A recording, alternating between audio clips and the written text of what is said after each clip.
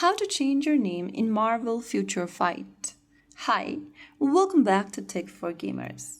If you're playing Marvel Future Fight and want to change your in-game name, then you can update your player name from your profile setting. Firstly, open up the Marvel Future Fight game on your device, and once you're inside the main home page, go ahead and tap on your current name at the top left corner. Now this will open settings. From here, go to Account.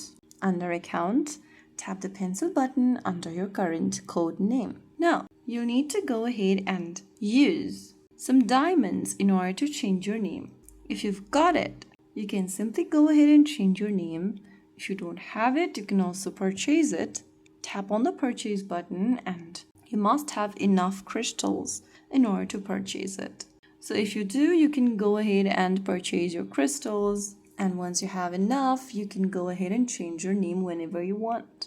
Simply tap on your current name and then tap on the pencil button and change your new name. So that is how it's done. If you found the video helpful, don't forget to like, share, and subscribe to our channel. I will see you again in the next video. Thanks for watching.